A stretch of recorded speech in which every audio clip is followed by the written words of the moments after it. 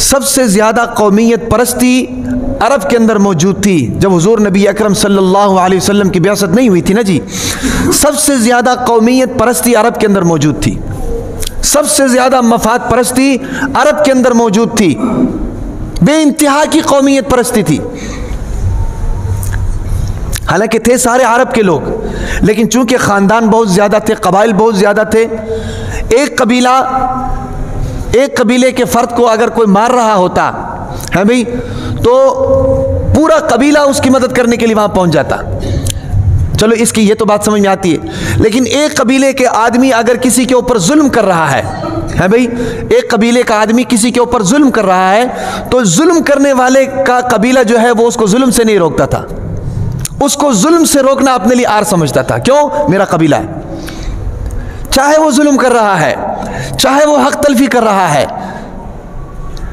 चाहे वो उसका हक खा रहा है, लेकिन उसके कबीले वाला जनाब उसको रोकना तो दूर की बात, उसका दस्तेबाजू बनता था कि तुम और जुल्म करो।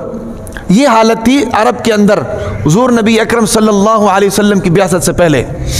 लेकिन जब हुजूर नबी अकरम सल्लल्लाहु अलैहि वसल्लम तशरीफ़ लाए, नबूवत का ऐलान किया, तो उस वक़्त हुजूर नबी अकरम सल्लल्लाहु अलैहि वसल्लम ने इस कौमी असबियत को ख़त्म किया, लिसानी असबियत को ख़त्म किया, इस वतन परस्ती को ख़त्म किया और सबको एक दायरे के अंदर जमा किया और फरमाया कि या अय्युहन्नास, ए लोगो, इन्नी रसूलुल्लाहि इलैकुम जमीआ, मैं तुम सब की तरफ अल्लाह का नबी और रसूल बनाकर भेजा गया हूँ। समझ आ रही कि नहीं? किसी कबीले का नाम नहीं लिया, किसी ख़ानदान का नाम नहीं लिया, किसी मुल्क वाले का नाम नहीं लिया। और अल्लाह ताला ने क्या फरमाया? वमा अरसलनाका इल्ला काफ़तल लिन्नासि बशीरन व नज़ीरा, कि हमने आपको तमाम इंसानियत के लिए बशीर और नज़ीर बनाकर भेजा है, किसी फ़र्द का नाम, किसी कौम का नाम नहीं लिया है। इसके अंदर हमें क्या सबक मिलता है? हमें यही सबक मिलता है कि हम अपने कौमियत के पीछे पड़ के, हम जनाब कौमी असबियत के पीछे पड़ के, लिसानी असबियत के पीछे पड़ के आपस के अंदर इत्तेहाद और इत्तिफाक को ख़त्म ना करें। तो हुजूर नबी अकरम सल्लल्लाहु अलैहि वसल्लम ने आकर सबसे पहला काम ये किया। उसके बाद एक और कारनामा जो आज तक जनाब उलमा कराम उसके बारे में सुनाते रहते हैं, बताते रहते हैं। जब हुजूर नबी अकरम सल्लल्लाहु अलैहि वसल्लम ने मक्के से हिजरत की मदीने की तरफ, तो सबसे पहला काम क्या किया था? सबसे पहला काम यह किया था कि मुहाजिरीन को अंसार का भाई बनाया था। मुहाजिरीन का वतन और है, मक्का है, अंसार मदीना के रहने वाले हैं भाई, और उनको भाई भाई बनाया और भाई भाई बनाकर क़यामत तक आने वाले लोगों को ये सबक दिया कि आपस में प्यार मोहब्बत के साथ रहो। मुसलमान भाई की तरह है, समझ आ रही कि नहीं? अल मुस्लिमु कजसदिन वाहिद औ कमा क़ाल नबी सल्लम, मुसलमान एक जिस्म की मानिंद है। समझ आ रही कि नहीं? और दुनिया आज तक इस तरह की मिसाल कायम नहीं कर सकी है। यानी इतने आपस में एक दूसरे के करीब हो गए, इतने एक दूसरे के करीब हो गए, मुहाजिरीन और अंसार की आपस में अपने कारोबार तकसीम कर लिए, अपने घर बार तकसीम कर लिए, अपने साजो सामान तकसीम कर लिए। तो ये दूसरा काम हुजूर नबी अकरम सल्लल्लाहु अलैहि वसल्लम ने किया। और तीसरा काम क्या किया हुजूर नबी अकरम सल्लल्लाहु अलैहि वसल्लम ने इस कौमी असबियत को ख़त्म करने के लिए? तीसरा काम ये किया कि मदीने के अंदर जितने भी कबाइल मौजूद थे उन सबको जनाब इत्तिहाद और इत्तिफाक की लड़ी के अंदर पिरो दिया, आपस में मुआहिदे करवाए, जंगबंदियाँ करवाई। समझ आ रही कि नहीं? फसाद का कला कमा किया। जब सबका आपस में मुआहिदा हुआ तो सब अमन के साथ रहने लग पड़े। समझ आ रही कि नहीं? कौमी असबियत कमज़ोर हुई, लिसानी असबियत कमज़ोर हुई, ख़ानदानी असबियत कमज़ोर हुई, जो साल साल उनके अंदर जनाब पल रही थी, जिसकी बुनियाद पर ख़ानदानों के ख़ानदान जनाब हलाक हो चुके थे, सफ़े हस्ती से मिट चुके थे। लेकिन अरब के अंदर फिर भी कुछ ना कुछ उसके असरात मौजूद थे, उस कौमी कौमियत के असरात मौजूद थे। अल्लाह के नबी ने क्या किया? जब मुसलमानों को अल्लाह ताला ने जनाब अफरादी क़ुव्वत अता की है भाई, मुसलमानों को अफरादी ताकत अता की, तो फ़तह मक्का हुआ। फ़तह मक्का जब हुआ तो हुजूर नबी अकरम सल्लल्लाहु अलैहि वसल्लम जनाब फातिहाना अंदाज में मक्के के अंदर जब दाखिल हुए, यहाँ जब हमारे दुनिया के अंदर जब कौम किसी मुल्क को फ़तह करती है तो कैसे दाखिल होती है? जनाब तहक़ीक़ कर देती है, अपने रास्ते में किसी को आने नहीं देती, चाहे रास्ते में बच्चा आ जाए, चाहे रास्ते में बूढ़ा आ जाए, चाहे रास्ते में मर्द आ जाए, चाहे रास्ते में औरत आ जाए, उसको जनाब कला कमा करके जनाब उसको सफ़ा हस्ती से मिटा कर गुजरते हैं। लेकिन हुजूर नबी अकरम सल्लल्लाहु अलैहि वसल्लम जब मक्का के अंदर दाखिल हो रहे थे फातिहाना अंदाज में, तो उलमाए किराम फरमाते हैं कि हुजूर नबी अकरम सल्लल्लाहु अलैहि वसल्लम की गर्दन मुबारक झुकी हुई थी इंतहाई आजिज़ी के साथ। जब फातिह दाखिल होते हैं तो ऐसे दाखिल नहीं होते हैं, वो जनाब लोगों की इज्जतें तार तार कर देते हैं, लोगों की गर्दनें उतार देते हैं, लोगों की इज्जतें नीलाम हो जाती हैं। समझ आ रही कि नहीं? लेकिन हुजूर नबी अकरम सल्लल्लाहु अलैहि वसल्लम इस अंदाज से दाखिल नहीं हुए। रात का अंधेरा है, सहाबा इकराम जानिसार हुजूर नबी अकरम सल्लल्लाहु अलैहि वसल्लम नबी के साथ जनाब फातिहाना अंदाज में मक्के के अंदर दाखिल हो रहे हैं। ज़रा आप तसव्वुर में जाकर देखें, मक्के के अंदर दाखिल हो रहे हैं और जनाब हुजूर नबी अकरम सल्लल्लाहु अलैहि वसल्लम का सर मुबारक झुका हुआ है और घरों के दरवाजे जनाब बंद हो चुके हैं, क्योंकि ये वही लोग थे कि जिन्होंने हुजूर नबी अकरम सल्लल्लाहु अलैहि वसल्लम के ऊपर तकलीफ़ों में मुब्तला किया था, परेशानियों में मुब्तला किया था।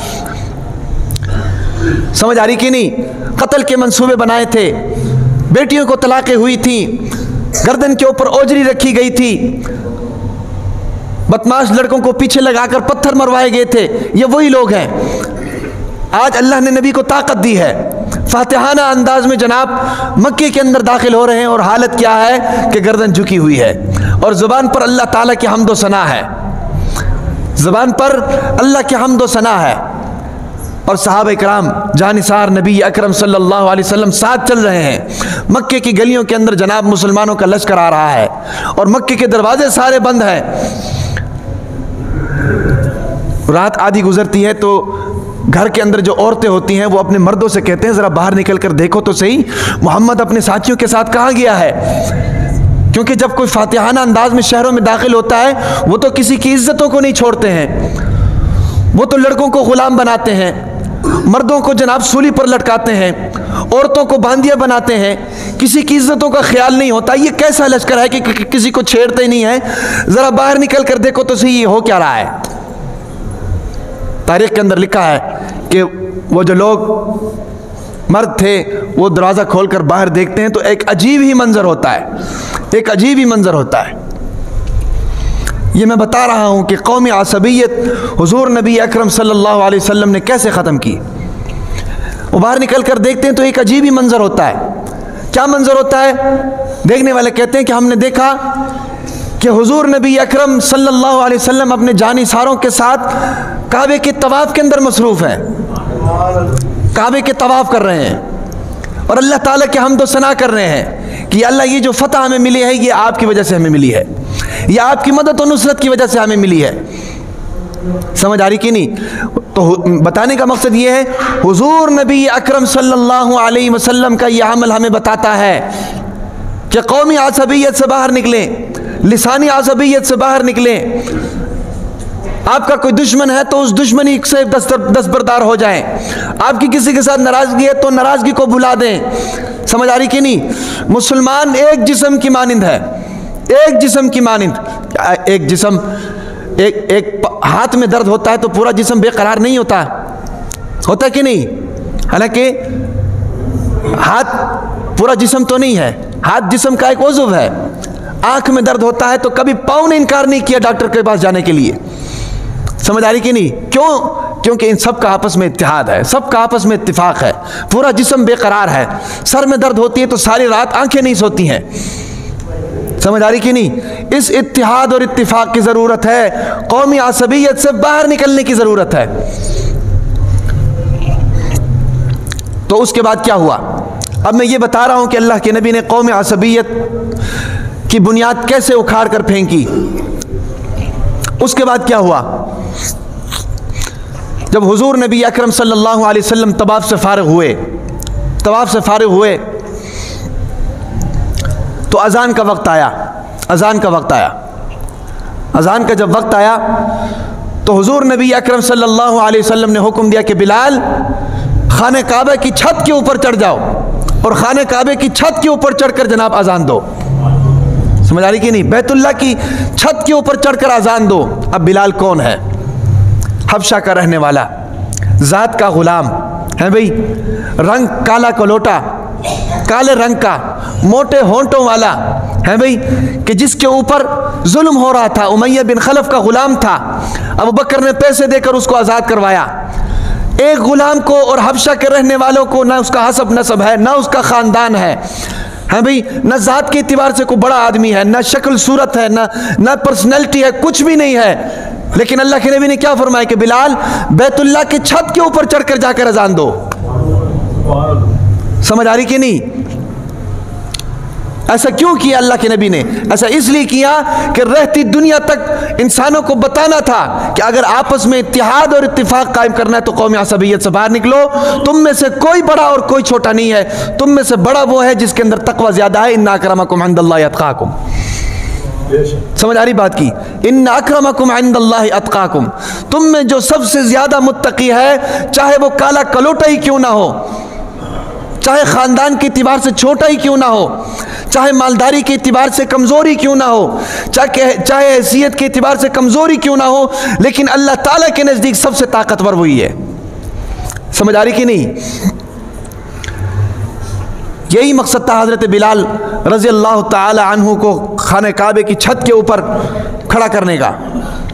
उलमा ने लिखा है जब हज़रत बिलाल को खाने काबे की छत के ऊपर खड़ा कर रहे थे ना जी, जो नीचे जो अरब के लोग जो अभी तक मुसलमान नहीं हुए थे ना जी, वो उनके दिल के वो अपने दिल के अंदर कुड़ने लगे, उनके दिल के अंदर हसद की आग और भड़कने लगी, क्योंकि वो अपने आप को खाने काबा का मुतवल्ली समझते थे।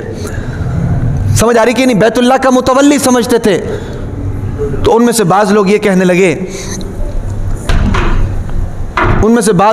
लगे कि अल्लाह का शुक्र है कि हमारे बाप दादा ने ये मंजर देखने से पहले ही मर गए हैं। उनमें से बाज़ लोगों ने ये कहा कि अल्लाह का शुक्र है कि हमारे बाप दादा ने ये मंजर नहीं देखा, इस मंजर को देखने से पहले मर गए कि खाने काबा की छत के ऊपर एक काले शख्स को खड़ा कर दिया नबी ने। समझ आ रही कि नहीं? और उनमें से बाज़ लोग तो ऐसे थे जिन्होंने ये कहा कि ठीक है चलो खाने काबा की छत के ऊपर खड़ा कर दिया, लेकिन कोई ऐसे शख्स को तो खड़ा करते कि जो हसब नसब के एतबार से ऊंचा हो, जो रंग के एतबार से सफ़ेद हो। नाउज़ुबिल्लाह हज़रत बिलाल रज़ियल्लाहु ताला अन्हु के बारे में कहा कि ये काले कव्वे को खाने काबे की छत के ऊपर खड़ा कर दिया। समझ आ रही कि नहीं?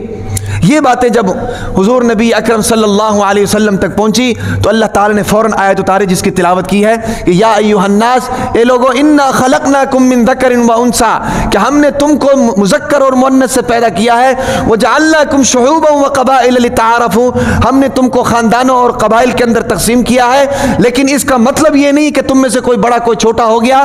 बरतरी का मयार इन्ना अक्रमकुम इंदल्लाहि अत्क़ाकुम, बरतरी का मयार ये कि तुम में सबसे ज़्यादा मुत्तकी जो होगा वो बरतर होगा। समझ आ रही कि नहीं? चाहे वो रंग का काला बिलाल ही क्यों ना हो, चाहे वो रंग का काला बिलाल ही क्यों ना हो, कोई मजहब ये मिसाल पेश नहीं कर सकती। याद रखें, कोई मजहब, दुनिया के अंदर कितने मज़ाहिब हैं, यहूदियत मौजूद है, ईसाइयत मौजूद है, हिंदू मौजूद है, दाहरी मौजूद है, सिख मज़ाहिब मौजूद है। कोई मजहब ये मिसाल पेश नहीं कर सकती है कि एक ग़ुलाम को जनाब अपने इबादत गाह के अंदर खड़ा करे और जनाब सबसे अफजल और सबसे बड़ा काम और सबसे अजीम काम अजान देना वो उसके सुपुर्द करे। कोई मजहब ये मिसाल पेश नहीं कर सकती है सिवाय इस्लाम के। समझ आ रही कि नहीं? ये इस चीज़ की दलील है कि इस्लाम इस चीज़ का दर्स देता है कि कौमी असबियत से बाहर निकलो, लिसानी असबियत से बाहर निकलो।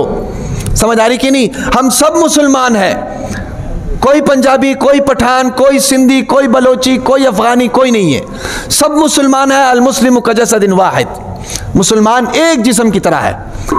और हज़रत बिलाल रज़ी अल्लाह ताला अन्हु की फजीलत इतनी है कि खाने काबा के अंदर दाखिल होने के लिए हुजूर नबी अकरम सल्लल्लाहु अलैहि वसल्लम ने हज़रत बिलाल रज़ी अल्लाह ताला अन्हु को अपने साथ लिया। सबसे पहले खाने काबा के अंदर हज़रत बिलाल दाखिल हुए, फिर उसके बाद हुजूर नबी अकरम सल्लल्लाहु अलैहि वसल्लम खाने काबा के अंदर दाखिल हुए। इतनी फजीलत अल्लाह ने हज़रत बिलाल को दी है।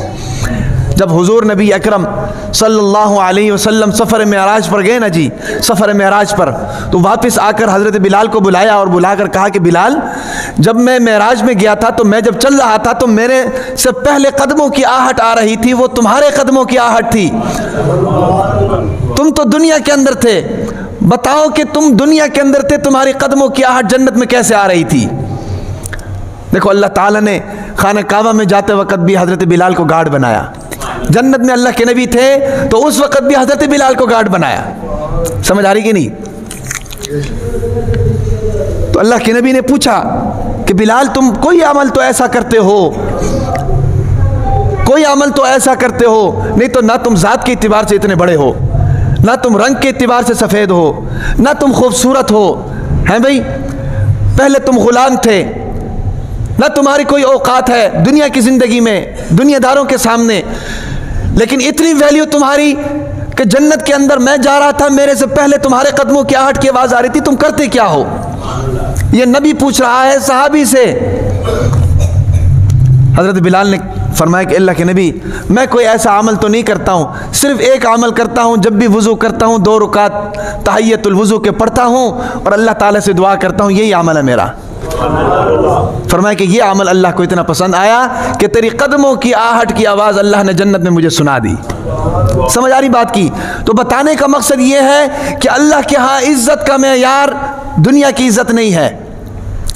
अल्लाह के यहाँ रिफ़ात का मेयार दुनिया की ख़ानदानी हसब नसब नहीं है।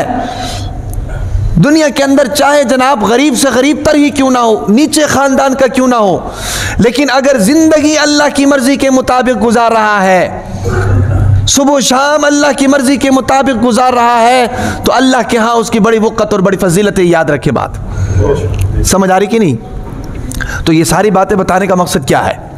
सारी बातें बताने का मकसद ये है कि कौमी असबियत से बाहर निकलें, लिसानी असबियत से बाहर निकलें, ख़ानदानी असबियत से बाहर निकलें।